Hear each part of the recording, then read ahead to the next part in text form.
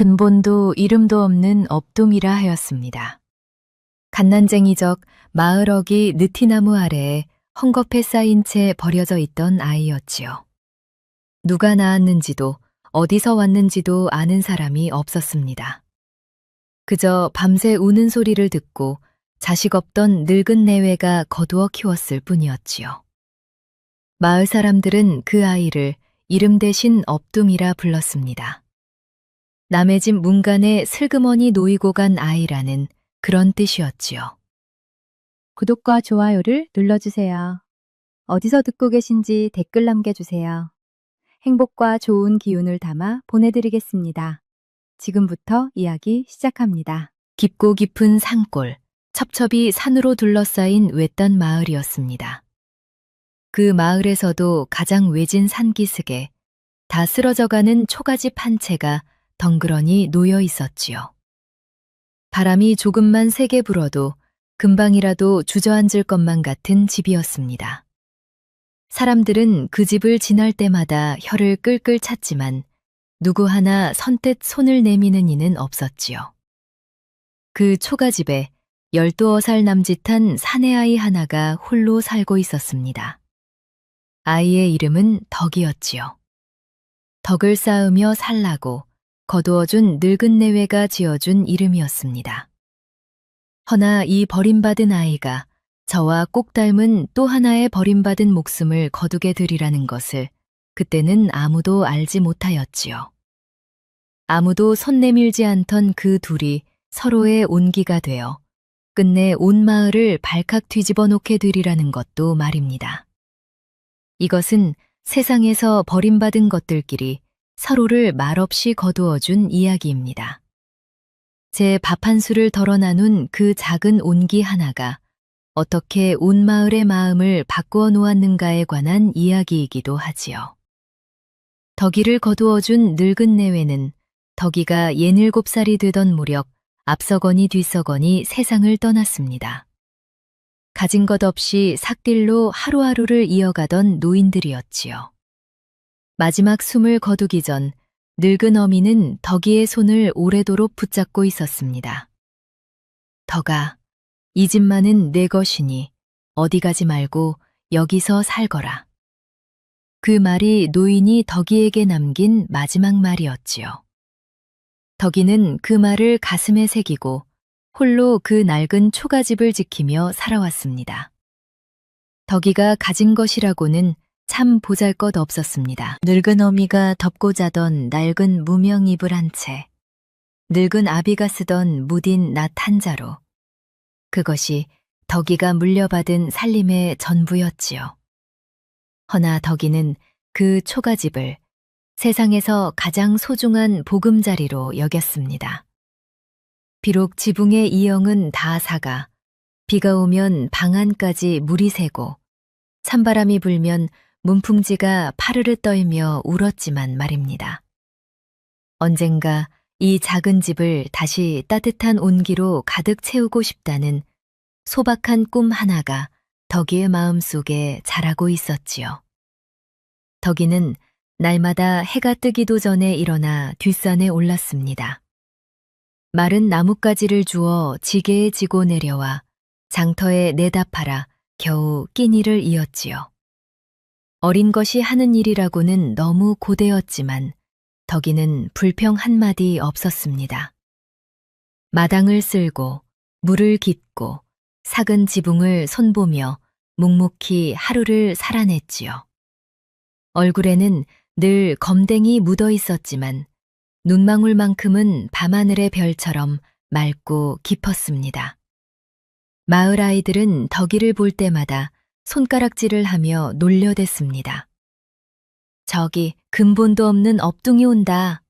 어디서 굴러온지도 모르는 놈이라며 곁에 오지도 못하게 밀어냈지요. 어른들도 덕이를 곱게 보지는 않았습니다. 부모도 없는 아이가 무슨 화라도 불러드릴까 괜히 멀찍이 돌아서 갈 뿐이었지요. 덕이는 그런 눈길들이 익숙했습니다. 서러운 마음이 들 때면 그저 뒷산에 올라 말없이 나무를 하며 마음을 달랬지요. 날이 점점 쌀쌀해지던 어느 늦가을 저녁이었습니다. 덕이는 여느 날처럼 뒷산에서 나무찜을 지고 내려오고 있었지요. 산속의 공기는 이미 얼음장처럼 차가웠고 마른 잎들은 바스락거리며 발밑에 부서졌습니다. 마을 어귀를 지날 때 집집마다 저녁 짓는 고소한 밥 냄새가 흘러나왔지요. 덕이는 텅 빈 배를 움켜쥐었지만 고개를 푹 숙인 채 제갈길만 걸었습니다. 배고픔을 참는 법이라면 덕이는 이미 오래전부터 알고 있었으니까요. 느티나무 아래를 지나는데 웬 노인이 지팡이를 짚고 서 있었습니다. 마을에서 가장 오래 산 곱단 할멈이었지요. 곱단 할멈은 지나가는 덕이를 불러 세우고는 툼에서 삶은 고구마 하나를 꺼내 쥐어주었습니다. 얘야, 이거라도 요기하거라. 저녁은 먹었느냐? 덕이는 머뭇거리다 고개를 저었지만 할멈은 이미 알고 있다는 듯 등을 토닥여 주었지요. 곱단 할멈은 온 마을에서 유일하게 덕이를 업둥이라 부르지 않고 덕이라 이름으로 불러주는 어른이었습니다.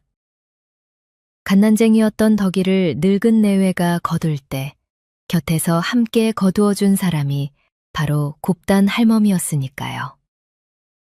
덕이는 따끈한 고구마를 소중히 품에 안고 집으로 돌아왔습니다. 다 쓰러져가는 제 초가집 앞에 이르자 마당 구석에 나무찜을 부려놓았지요. 그러고는 시린 두 손을 입가에 가져가 호호 불며 녹였습니다. 길게 늘어진 덕이의 그림자가 어스름 속에서 유난히 쓸쓸해 보였지요. 집안은 텅 비어 있었고 반겨주는 이 하나 없었습니다. 덕이는 차게 식은 방바닥에 홀로 앉아 곱단 할멈이 준 고구마를 아껴가며 먹었지요. 그날 밤은 유독 바람이 거세게 몰아쳤습니다. 초가집 지붕의 삭은 이영들이 바람에 흩날리며 소란스러운 소리를 냈지요. 덕이는 낡은 무명 이불을 머리끝까지 뒤집어 쓴 채 몸을 잔뜩 웅크리고 있었습니다. 어둠 속에서 들려오는 바람 소리는 마치 굶주린 짐승의 울음소리처럼 스산하게 들렸지요. 잠은 종처럼 오지 않았습니다. 바로 그 밤이었지요. 덕이의 텅 빈 초가집에 세상에서 가장 작고 가여운 손님 하나가 찾아든 것은 말입니다. 덕이는 잠이 오지 않아 자리에서 몸을 일으켰습니다. 아무래도 부엌 아궁이에 남은 불씨가 마음에 걸렸지요. 혹시라도 불씨가 꺼지면 내일 아침 밥을 지을 일이 여간 성가신 게 아니었으니까요. 덕이는 낡은 문을 조심스레 열고 찬바람이 몰아치는 마루를 지나 부엌으로 향했습니다. 부엌 안에는 매캐한 연기 냄새와 흙 냄새가 섞여 있었지요. 아궁이 근처에는 아직 미지근한 온기가 희미하게 남아 있었습니다.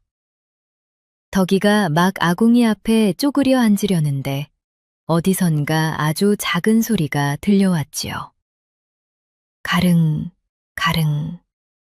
그 소리는 어찌나 여리고 떨리던지 덕이는 처음엔 바람 소리인 줄로만 알았습니다. 허나 소리는 분명 아궁이 뒤편 어두운 구석에서 새어나오고 있었지요. 덕이는 등잔에 불을 붙여 조심조심 그 구석을 비추어 보았습니다. 그곳에는 털이 보송보송한 아주 작은 짐승 한 마리가 몸을 잔뜩 웅크리고 떨고 있었지요. 덕이는 깜짝 놀라 저도 모르게 뒤로 물러섰습니다. 허나 그 짐승의 가여운 눈망울을 보는 순간 놀란 마음이 스르르 가라앉았지요. 등잔의 여린 불빛 아래로 새끼의 앙상한 몸이 파르르 떨리는 것이 보였습니다. 어찌나 여위였는지 작은 갈비뼈가 털 사이로 도드라져 있었지요. 덕이는 그 가여운 모습에 저도 모르게 가슴이 먹먹해졌습니다. 덕이는 등잔을 좀 더 가까이 가져가 그 작은 것을 찬찬히 들여다보았습니다. 언뜻 보기엔 흔한 고양이 새끼 같았지요. 허나 여느 고양이와는 어딘가 달랐습니다. 누런 털에는 검은 줄무늬가 선명했고 다른 몸집에 비해 뭉툭하고 유난히 컸지요. 그래도 너무 작고 힘이 없어 보여서 덕이의 마음에는 무서운 생각보다 가엾다는 생각이 먼저 들었습니다. 새끼는 며칠을 굶었는지 대가죽이 등에 달라붙어 있었지요. 어린 것이 이 추운 산속을 홀로 얼마나 헤매다 여기까지 흘러들었을까요? 덕이는 문득 이 작은 것이 저와 꼭 닮았다는 생각이 들었습니다. 어미 품에서 떨어져 나와 갈 곳도 없이 버려진 새끼. 그러고 보니 이 어린 것도 무리에서 뒤처져 어미에게 버림받아 여기까지 흘러든 모양이었지요. 덕이는 저도 모르게 나지막이 속삭였습니다. 너도 나처럼 어미가 버리고 갔구나. 이 추운 밤에 혼자 얼마나 무섭고 서러웠니. 덕이가 손을 내밀자 작은 짐승은 처음엔 움찔하며 경계하는 듯 했지요. 허나 덕이의 따뜻한 손길이 닿자 이내 안심한 듯 그 손가락을 조심조심 핥기 시작했습니다. 덕이의 가슴 한구석이 뭉클하게 저려왔지요. 덕이는 이 작은 손님이 배가 고플 거라는 생각에 부엌 구석을 뒤졌습니다. 거기엔 내일 아침으로 먹으려 아껴둔 보리죽이 조금 남아 있었지요. 제 끼니였지만 지금은 이 작은 목숨을 살리는 일이 더 급해 보였습니다. 덕이는 손바닥에 죽을 조금 덜어 새끼의 입가에 가져다 주었지요. 새끼는 정신없이 허겁지겁 죽을 받아 먹었습니다. 그 모습을 지켜보던 덕이의 얼굴에 참으로 오랜만에 옅은 웃음이 번졌지요. 누구에게도 반겨지지 못하던 제 처지와 이 작은 짐승의 처지가 어쩌면 그리도 닮았던지요. 덕이는 오늘 밤만이라도 이 어린 것을 따뜻하게 재워주기로 마음먹었습니다. 아궁이의 온기가 채 가시기 전에 덕이는 마른 짚을 가져와 구석에 포근한 잠자리를 만들어 주었지요. 작은 짐승은 그 자리가 마음에 드는지 몸을 동그랗게 말더니 금세 새근새근 잠이 들었습니다. 덕이는 그 곁을 쉬이 떠나지 못하고 작은 몸이 오르내리는 것을 오래도록 지켜보았지요. 밖에서는 여전히 매서운 바람이 초가집을 두드리고 있었습니다. 허나 부엌 안만큼은 세상에서 가장 포근한 자리가 된 것만 같았지요. 덕이는 이제 더는 저 혼자가 아니라는 묘한 안도감을 느꼈습니다. 비록 말 못하는 짐승이었지만 누군가를 돌볼 수 있다는 것만으로도 큰 위로가 되었지요. 그 밤 창밖에는 그해 첫눈이 소리 없이 내리고 있었습니다. 하얀 눈송이가 낡은 초가집 지붕 위에 살포시 내려앉아 남루한 모습을 가만히 덮어주었지요.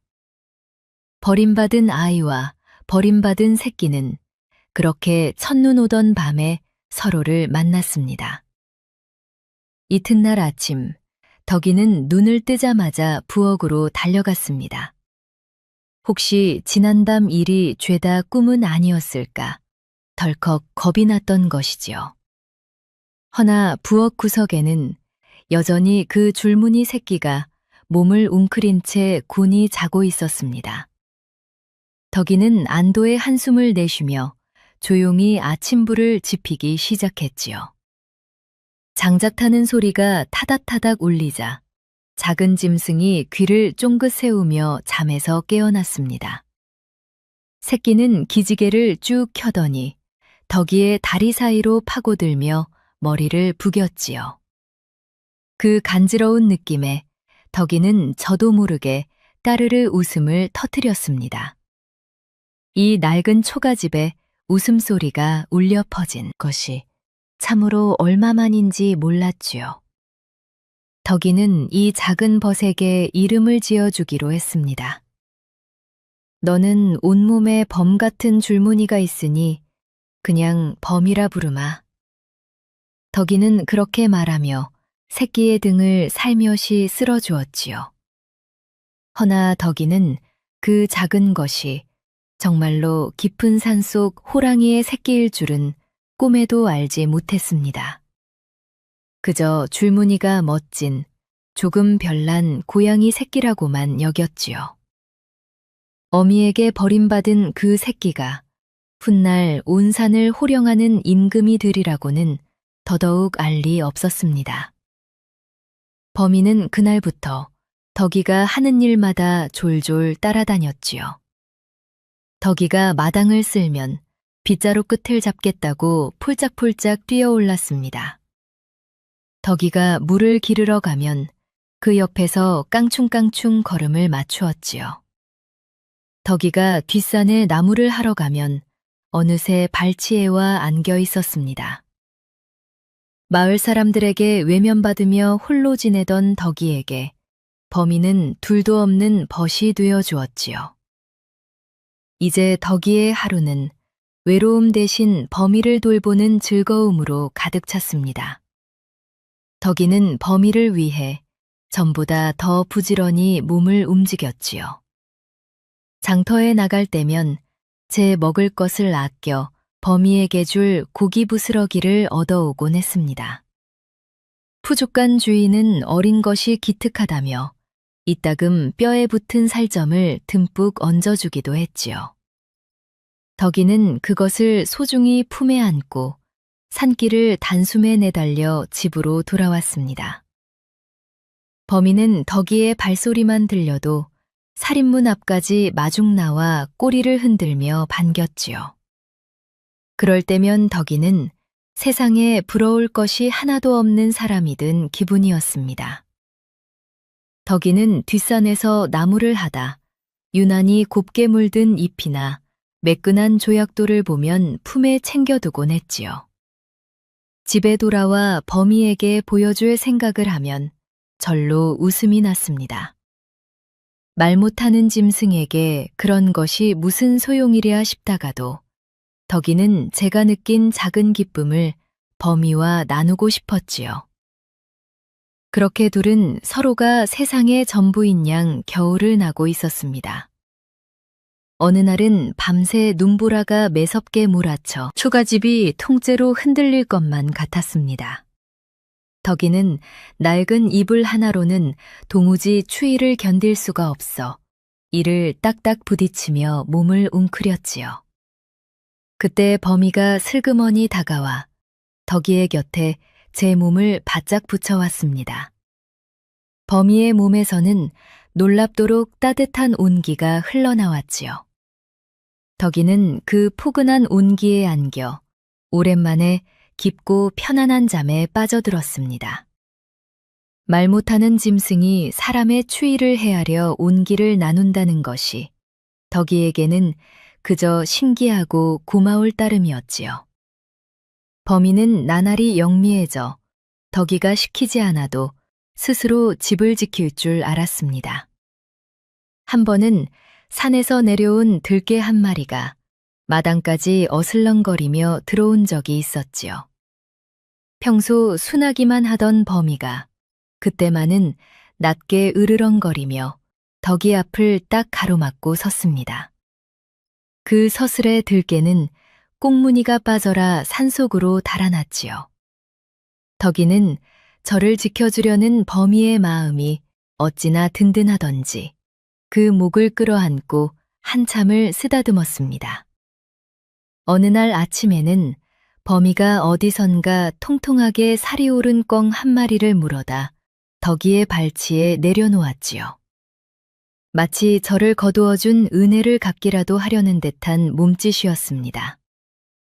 덕이는 오랜만에 배불리 고기국을 끓여 먹으며 범이와 마주 앉아 도란도란 이야기를 나누었지요. 벙이야, 너는 어쩜 이렇게 나를 잘 챙기니? 꼭 사람 같구나 하고 웃으면 범이는 알아듣는 듯 꼬리를 살랑살랑 흔들었습니다. 버림받은 아이와 버림받은 새끼가 나누는 정은 그 어떤 피부치보다 살가웠지요. 허나 기쁨도 잠시, 덕이의 마음 한구석에는 걱정이 자라기 시작했지요. 마을 사람들은 짐승을 집안에 들이는 것을 결코 곱게 보지 않았으니까요. 게다가 마을에는 욕심 많은 부자 곽첨지가 있었습니다. 곽첨지는 마을에서 가장 크고 넓은 기와집에 살면서도 남의 것을 탐내는 데는 둘째가라면 서러운 사람이었지요. 그 중에서도 곽첨지가 오래도록 눈독을 들인 것은 바로 덕이의 초가집 자리였습니다. 그 자리가 대대로 복이 난다는 좋은 터라는 말을 곽첨지는 굳게 믿고 있었지요. 그래서 어떻게든 업둥이를 그곳에서 몰아내고 그 땅을 제 것으로 만들 기회만 엿보고 있었습니다. 만약 덕이가 수상한 짐승을 기른다는 소문이 곽첨지의 귀에 들어가면 그것을 빌미로 삼을 게 뻔했지요. 덕이는 범이를 남들 눈에 띄지 않게 조심해야겠다고 다짐했습니다. 범이야, 사람들이 오면 절대로 밖에 나오면 안 된다. 꼭 숨어 있어야 해. 알겠니?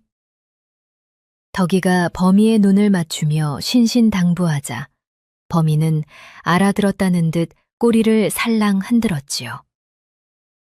시간이 흐르면서 범이는 눈에 띄게 자라기 시작했습니다. 처음엔 손바닥만 하던 것이 어느새 덕이의 무릎 높이까지 자랐지요. 울음소리도 여느 고양이와는 사뭇 달라 묵직한 힘이 실리기 시작했습니다. 발톱은 점점 날카로워졌고 이빨도 제법 단단해졌지요.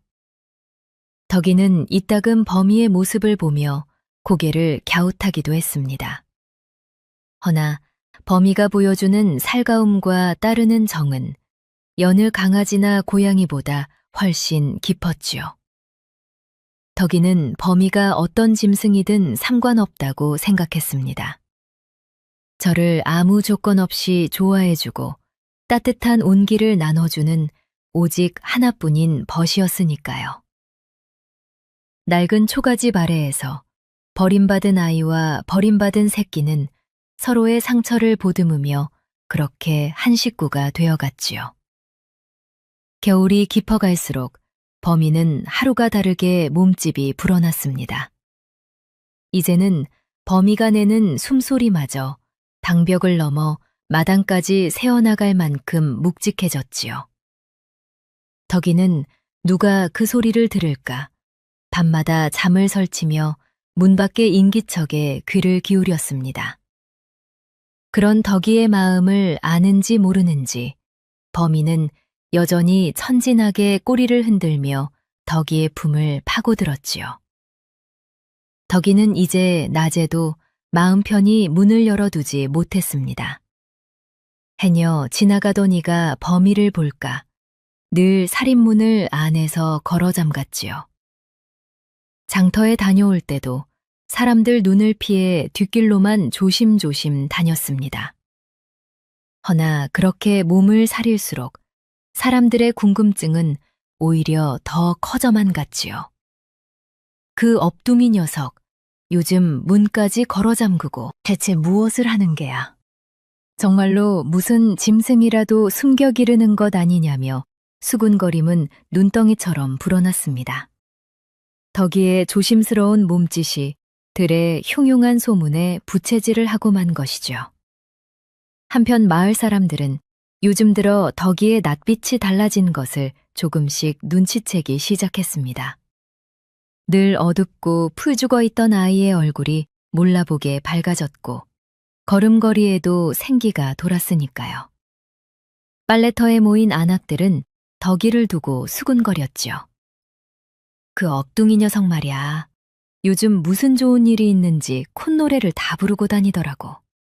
글쎄, 그 집에서 맛있는 냄새도 난다는 소문이 있어.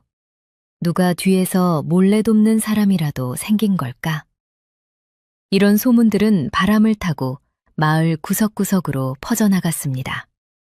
그리고 그 소문은 끝내 욕심쟁이 곽첨지의 귀에까지 흘러들었지요. 덕이가 밝아졌다는 말을 듣자 곽첨지는 미간을 잔뜩 찌푸렸습니다. 그 근본 없는 놈이 혼자서 그리 잘 지낼 리가 없는데 분명 무언가 숨기는 게 있을 게야. 곽첨지는 덕이의 뒤를 캐보기로 마음먹었지요. 그러고는 제 집 하인들을 시켜 초가집 주변을 몰래 감시하게 했습니다. 그러던 어느 해 주역이었지요. 3월 안악이라는 이웃이 덕인의 초가집 앞을 지나다 담장 안에서 들려오는 이상한 소리에 우뚝 걸음을 멈추었습니다. 그것은 여느 고양이의 가느다란 울음이 아니었지요.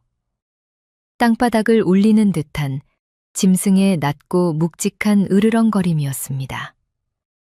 3월 안악은 가슴이 철렁 내려앉는 기분에 곧장 빨래터로 달려갔지요. 그러고는 제가 들은 소리를 잔뜩 부풀려온 동네에 떠벌리기 시작했습니다. 덕이가 산신령의 저주를 받은 짐승을 기른다느니 사람을 해치는 괴물을 집안에 가두어 두었다느니 하는 흉한 말들이 오갔지요. 평화롭던 마을의 공기가 서서히 뒤숭숭해지기 시작했습니다. 곽첨지는 이 기회를 놓치지 않았지요. 일부러 장터 한복판에서 목소리를 높여 덕이의 이야기를 꺼냈습니다. 여러분, 저 근본 없는 업둥이가 우리 마을에 재앙을 불러올지도 모릅니다. 매일 밤 짐승 울음소리가 들린다는데 대체 무엇을 숨기고 있는지 알 수가 없어요. 곽첨지의 선동에 넘어간 사람들은 하나둘 덕이를 경계하는 눈빛으로 바라보기 시작했지요.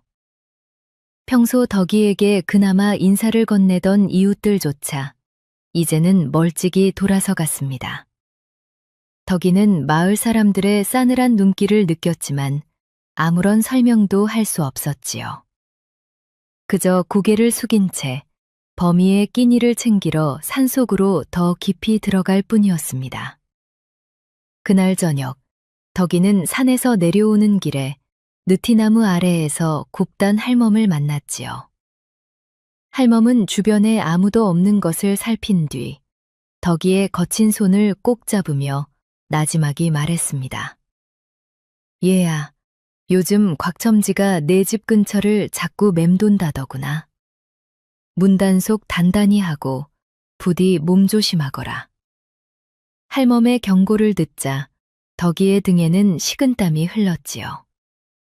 지난 며칠 초가집 주변을 서성이던 것이 바로 곽첨지의 하인들이었던 모양입니다. 덕이는 이제 범인을 더 깊이 숨겨야겠다고 생각했지요. 허나 범인은 이미 몸집이 너무 커져서 부엌 구석에만 숨겨두기에는 한계가 있었습니다. 덕이의 걱정은 겨울밤처럼 점점 더 깊고 무거워져만 갔지요. 곽첨지는 좀처럼 확실한 증거를 잡지 못하자 더욱 애가 달았습니다. 눈보라가 몰아치던 어느 밤, 곽첨지는 하인 둘을 불러 은밀히 명을 내렸지요. 초가집 뒤로 몰래 숨어들어 안에 무엇이 있는지 두 눈으로 똑똑히 보고 오너라. 하인들은 추위에 벌벌 떨면서도 곽첨지의 서슬에 눌려 초가집 담을 넘었습니다.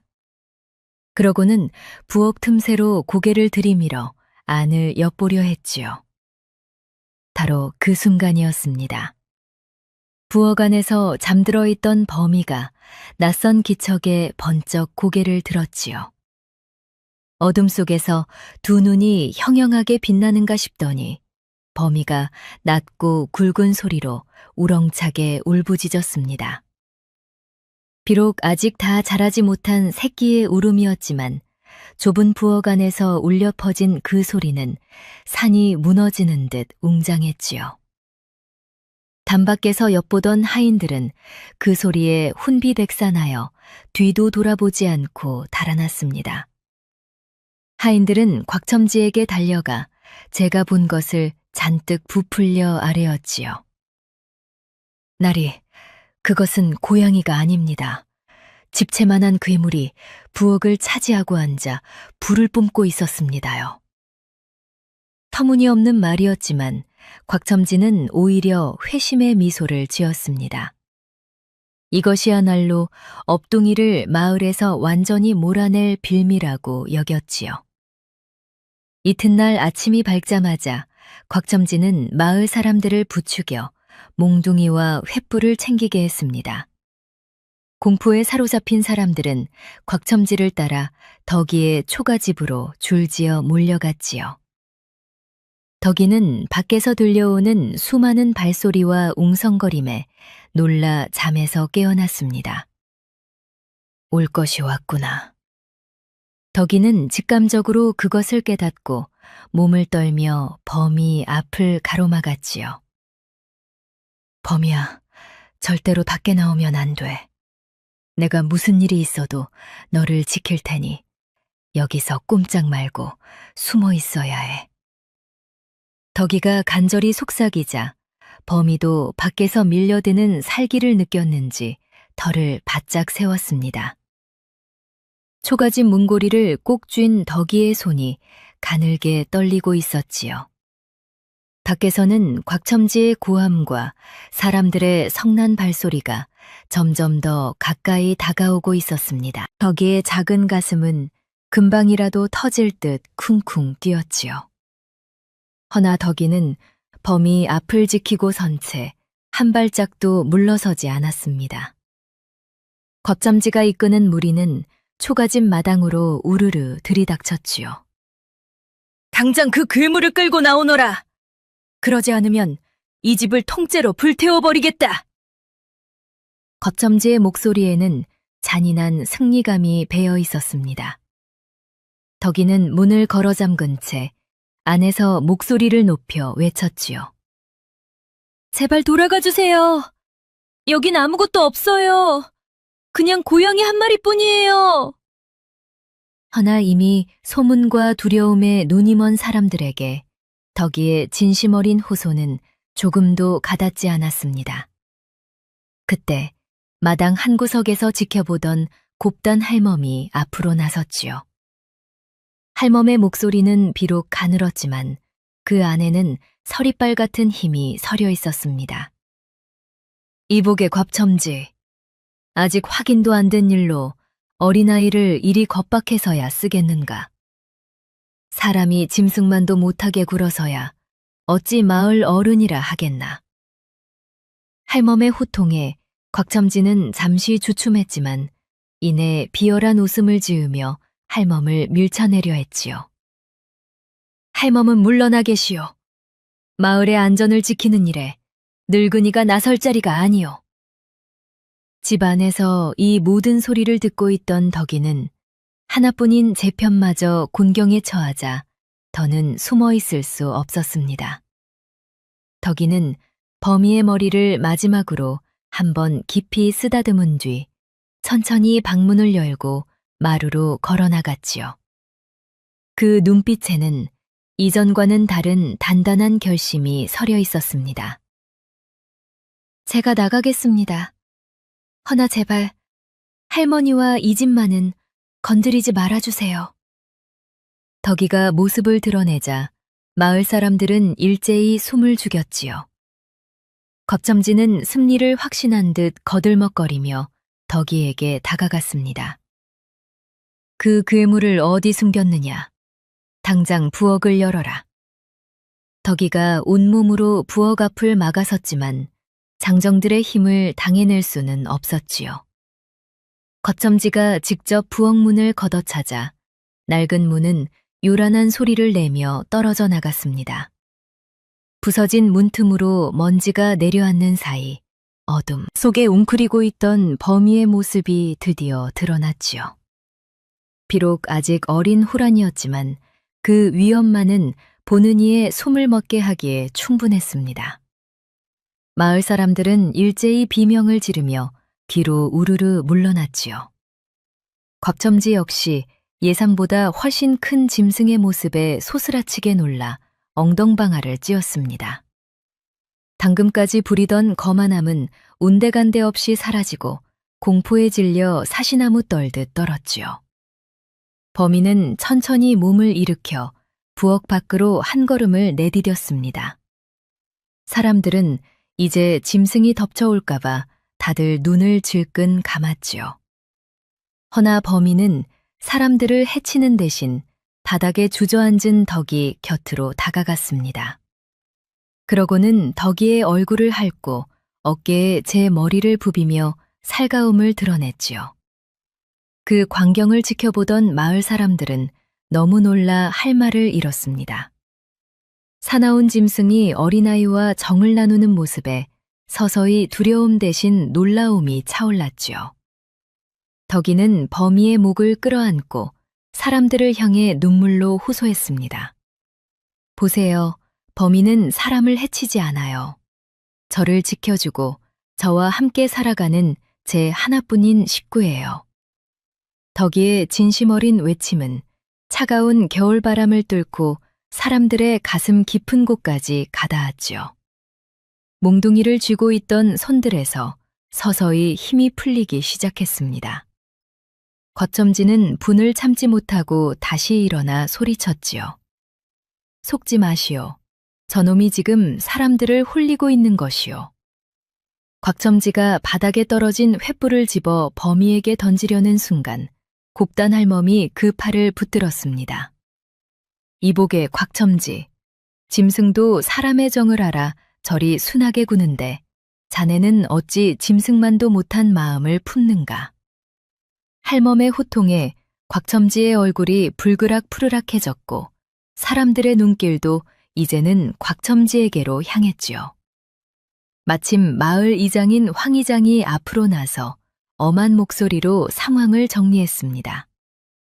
곽첨지, 자네는 그만하게. 저 짐승이 우리 마을에 해를 끼치지 않았음은 여기 있는 모두가 두 눈으로 보았네. 들에 자네의 욕심이 마을의 평화를 더 해치고 있는 듯하구먼.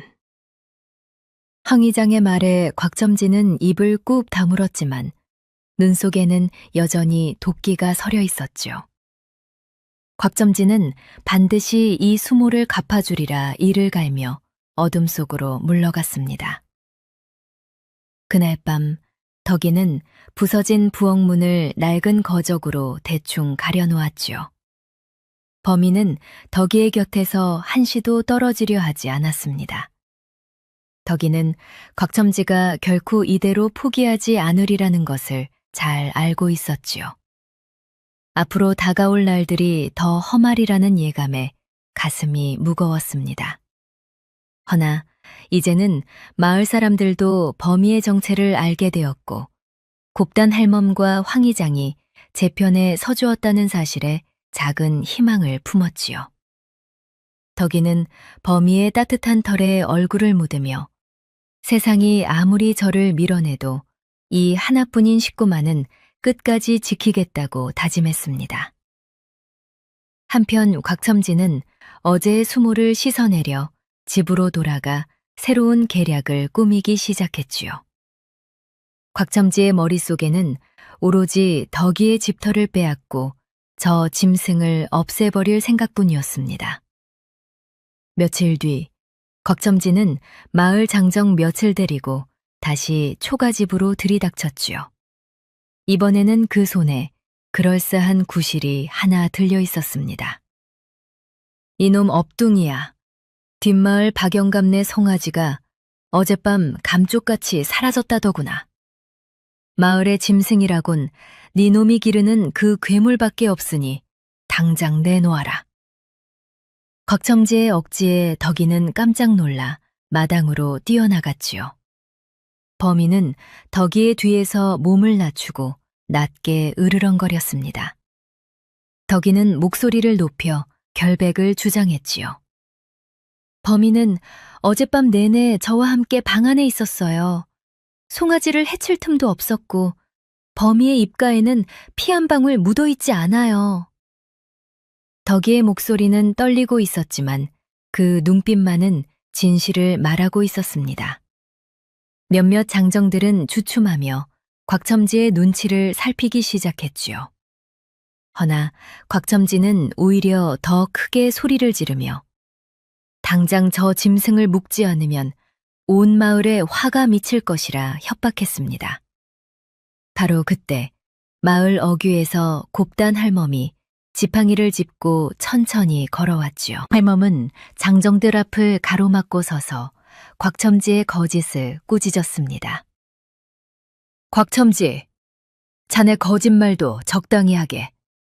박영감네 송아지는 어제 장터에 팔려나가는 걸 내가 이 두 눈으로 똑똑히 보았네. 어디서 감히 죄 없는 짐승에게 누명을 씌우려 드는가. 할멈의 폭로에 곽첨지는 얼굴이 흙빛으로 변했지요. 함께 온 장정들도 곽첨지에게 속았다는 사실에 화를 내며 몽둥이를 내려놓았습니다.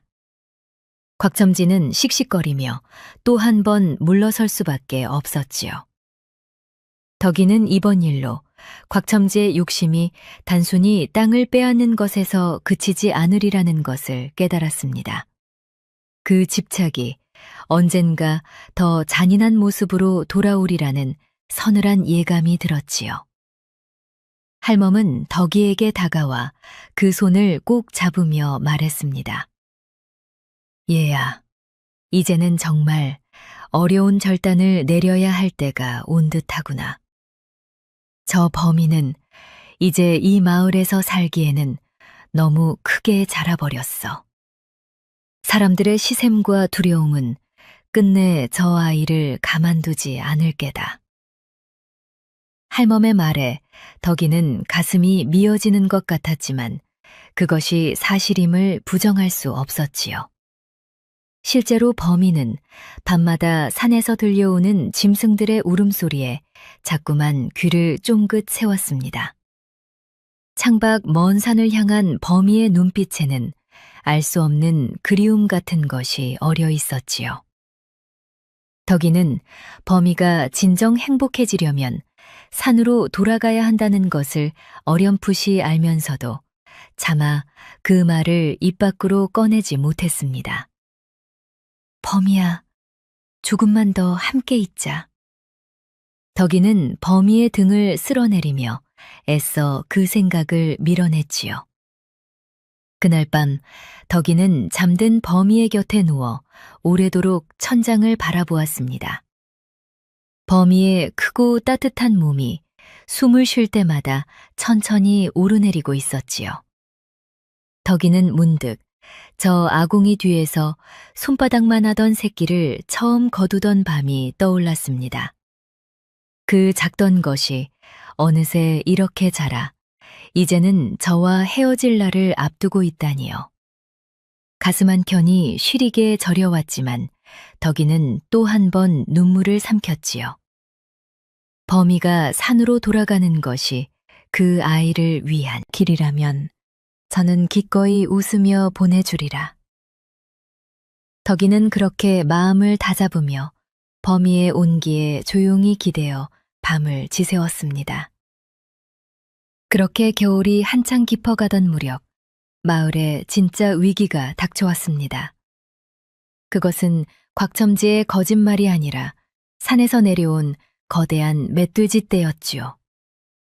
멧돼지들은 마을의 논밭을 쑥대밭으로 만들고 우리에 있던 가축들을 마구 해치기 시작했습니다. 급기야는 곽첨지의 곳간까지 들이닥쳐 큰 피해를 입혔지요. 마을 사람들은 공포에 떨며 밤마다 함정을 파고 장정들을 세워 지켰습니다. 허나 영악하기 그지없는 우두머리 멧돼지는 번번이 감시를 피해 마을을 헤집어 놓고 사라졌지요. 멧돼지 떼가 휩쓸고 간 자리마다 애써 가꾼 밭이 처참하게 짓밟혀 있었습니다. 어렵게 기른 가축을 잃은 집에서는 밤마다 서러운 울음소리가 새어나왔지요. 마을 사람들은 날이 저물면 문을 꼭꼭 걸어 잠그고 서로의 안부를 걱정하며 떨었습니다. 힘께나 쓴다는 장정들이 창을 들고 나서 보았지만 그 사나운 우두머리 앞에서는 번번이 뒷걸음질 칠 뿐이었지요. 마을에는 무거운 두려움이 짙은 안개처럼 내려앉았습니다. 덕이는 그 모든 소란을 지켜보며 마음이 몹시 무거웠지요. 범이라면 능히 저 멧돼지를 물리칠 수 있음을 알았지만 하나뿐인 벗을 사나운 싸움터로 내몰고 싶지는 않았으니까요. 곽첨지는 이번에도 그 화를 덕이에게 뒤집어 씌우려 했지만 이미 거짓이 들통난 뒤라 아무도 그 말을 믿지 않았습니다. 오히려 마을 사람들 사이에서는 뜻밖의 말이 조심스레 오가기 시작했지요. 그 초가집 짐승에게 도움을 청해보면 어떻겠나. 저 사나운 멧돼지를 당해낼 것은 이 마을에 그 짐승밖에 없지 않은가. 덕이는 마을 사람들의 달라진 태도에 놀랐지만 범이를 위험한 사냥에 내몰고 싶지는 않았습니다. 그저 묵묵히 집을 지키며 이 겨울이 무사히 지나가기만을 바랐지요. 허나 범이는 마을에 감도는 멧돼지의 비린내를 맡으며 날카로운 이빨을 드러냈습니다. 어느새 범이의 안에서 잠들어 있던 사냥꾼의 본능이 깨어나고 있었지요. 그러던 어느 칠흑같이 어두운 밤이었습니다. 마을의 고요를 깨는 멧돼지의 귀성이 곽첨진의 마당에서 울려 퍼졌지요. 사람들은 횃불을 들고 그곳으로 달려갔지만 무서워서 감히 가까이 다가서지 못했습니다. 거대한 우두머리 멧돼지가 곽첨지의 우리를 부수고 마지막 남은 암소를 덮치려는 찰나였지요. 바로 그때였습니다. 덕이의 초가집 쪽에서 황금빛 번개 같은 그림자 하나가 튀어나왔지요. 그림자는 담을 훌쩍 넘어 곽첨지의 마당으로 순식간에 날아들었습니다. 그것은 바로 범이었지요. 범이는 덕이의 만류에도 아랑곳 없이 마을을 지키려 제 본능을 따르기로 한 듯했습니다. 사나운 기세로 멧돼지 앞을 가로막고 서서 우렁차게 울부짖었지요. 범이의 포효 한 번에 마을 전체가 쩌렁쩌렁 울리는 듯했습니다. 예상치 못한 강적의 등장에 우두머리 멧돼지도 흠칫 멈춰섰지요. 멧돼지는 날카로운 어금니를 드러내며 범이와 팽팽히 맞섰습니다. 마을 사람들은 횃불 아래 펼쳐지는 그 대결을 숨죽여 지켜보았지요. 덕이는 뒤늦게 달려와 범이의 이름을 부르며 울부짖었습니다. 범이야, 제발 다치지 마. 범이는 멧돼지의 사나운 돌진을 가볍게 피하며 단숨에 그 목덜미를 눌러 제압했지요. 산의 임금다운 위엄으로 마을을 어지럽히던 멧돼지를 끝내 물리친 것입니다. 우두머리를 잃은 멧돼지 무리는 즐겁하여 산속으로 달아났지요. 한순간 고요한 침묵이 흐른 뒤 마을에는 사람들의 환호성이 터져나왔습니다. 범인은 멧돼지를 쫓아낸 뒤 기세등등하게 곽첨지를 돌아보았지요. 곽첨지는 공포에 질려 바닥에 주저앉은 채 살려달라 빌며 제가 저지른 잘못들을 더듬더듬 실토하기 시작했습니다. 마을 사람들은 곽첨지의 추한 민낯을 보게 되었고 동시에 범이가 제 재산과 목숨을 지켜주었다는 사실에 깊은 미안함을 느꼈지요. 덕이는 범이에게 달려가 다친 데는 없는지 살피며 그 목을 꼭 끌어안았습니다.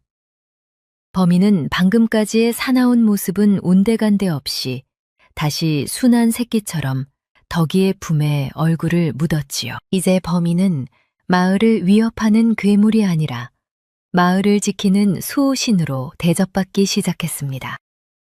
이튿날 황 이장은 마을 사람들을 모두 불러 모았지요.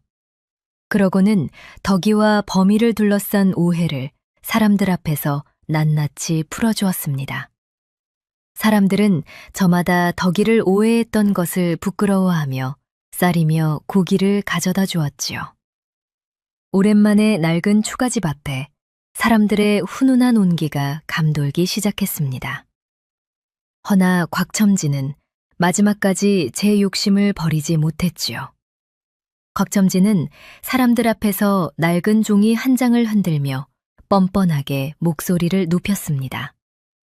이 집터는 본디 우리 조상 대대로 내려온 내 땅이요.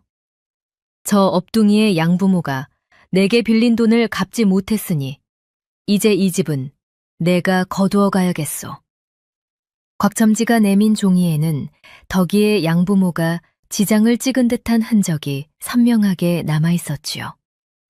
사람들은 갑작스러운 말에 술렁였고 황 이장마저 난처한 얼굴로 그 종이를 살폈습니다. 덕이는 너무 당황하여 아무 말도 하지 못한 채 바닥만 내려다보았지요. 양부모가 그런 빚을 졌을 리 없다고 생각했지만 그것을 증명할 길이 없었으니까요. 곽첨지가 승리를 확신하며 비열한 웃음을 흘리던 바로 그때였습니다. 사람들을 해치고 곱단 할멈이 앞으로 나섰지요. 할멈의 품에는 아주 오래되어 빛바랜 비단 주머니 하나가 소중히 안겨 있었습니다. 할멈은 곽첨지의 눈을 똑바로 마주보며 또박또박 말했지요.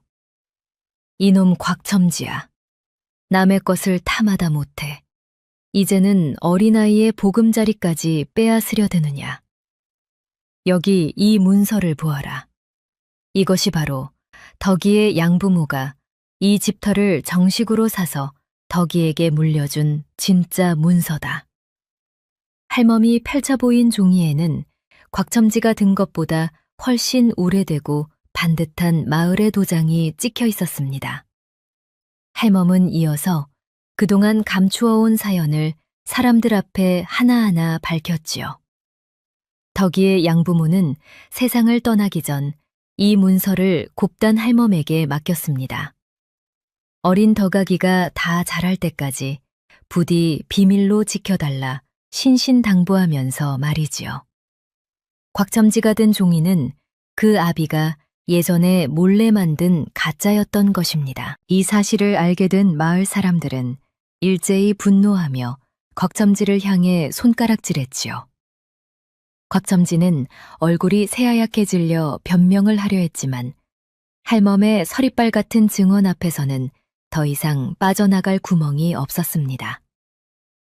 황 이장은 곽첨지의 가짜 종이를 빼앗아 그 자리에서 찢어버리며 엄히 꾸짖었지요.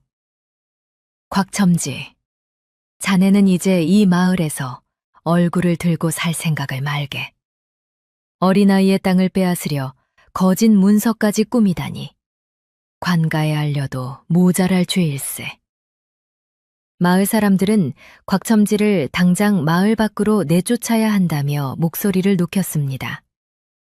곽첨지는 공포에 질려 무릎을 꿇고 살려달라 빌기 시작했지요.